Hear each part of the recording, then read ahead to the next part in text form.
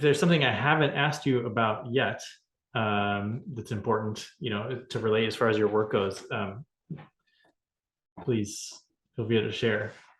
Well, the big thing I think that's important that I want people to remember is nobody dies alone, ever. We're all surrounded by angels and the spirits of deceased loved ones and the spirits of deceased pets. And my 12 phases of transition graphics are on my website, askjulieryan.com. And there's a button there that you can push and you can download the chart of all 12 phases for free. So what I suggest is people download that and store it on their phone, because there will come a day when you have a loved one who's dying and you want to know how close to death they are. And all you have to just ask in your head, what phase is my mom in? What phase is whomever in? And you'll get a number. And if you see that they're progressing through the phases fairly quickly, then okay, it's time to call in the family. Oftentimes people come from far away places and they take time off work and they're doing things like that in order to be there to support the family and to say goodbye. So that gives them the option to do that. Furthermore, when somebody enters one of the phases of transition, they can move around. They can be at 8, go back to 2, whatever. And there have been times, and there will continue to be times, where people are in phase 11, ready to go to heaven, and they decide they want to stick around. A case in point, one of my brother's best friends, that happened to him. He was having surgery. I didn't think he'd get out of the operating room. And he not only was out of the operating room, but he's been alive and well for 15 years. So nothing is an absolute.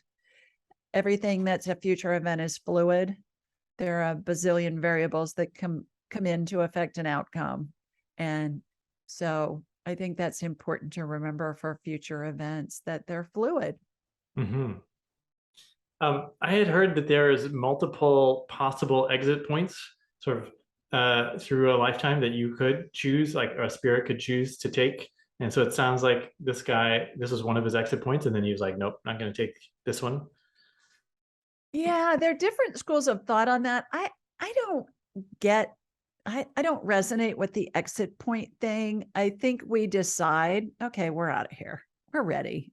This is what we want to do. People that die very quickly, I believe, and this is from working with literally thousands of families and spirits throughout the years. It's great for them, poof, they're out of here. They're at heaven. It's easy. Not so easy for the family. But people that die over long periods of time, they're giving the family time to get used to the idea. And certainly if somebody dies from a prolonged illness, when they finally pass, the family and friends will say, oh, it's what a blessing, because he suffered so much, right? Yeah. We all say that. Oh my gosh, he's in a better place. How it's so much better for him.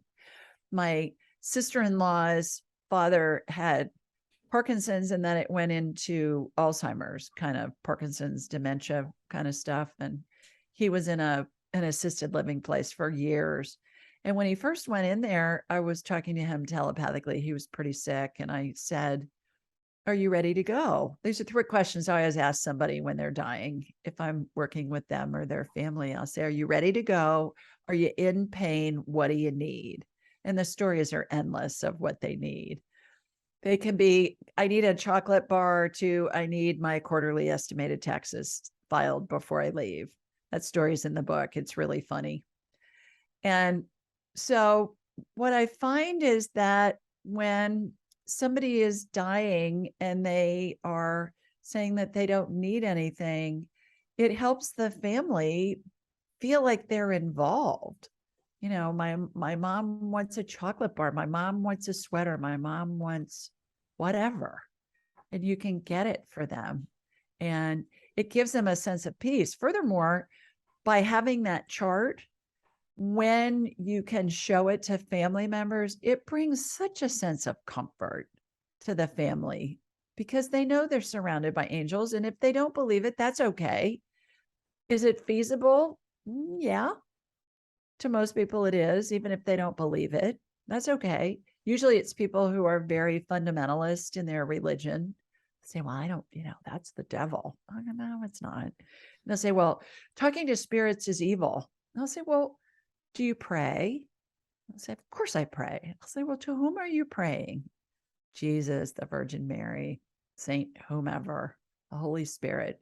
I say, great. When you're praying sitting on your couch, does that mean Jesus is there sitting next to you? And you can touch him and you can feel him and you can see him. And they say, well, no. I say, oh, you're talking to Jesus's spirit. And you can just see the light bulb go off in their head. They'll say, well, it's not the same thing. I'll say, oh, but it is.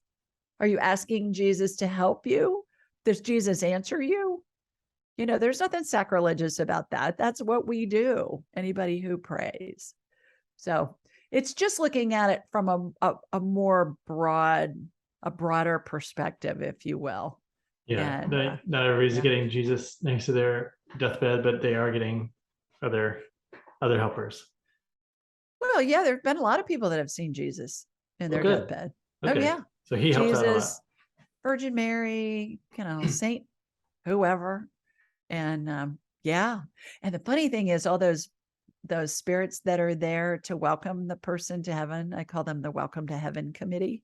They're dressed in period dress. So they represent all the lifetimes that the person has lived. So it's not unusual for me to see a spirit like in a Renaissance outfit. I see female spirits that are showing up as a female from the 1960s with mini skirts and go-go boots, and it's hilarious. Yeah, it's really fun. Wow, what fun.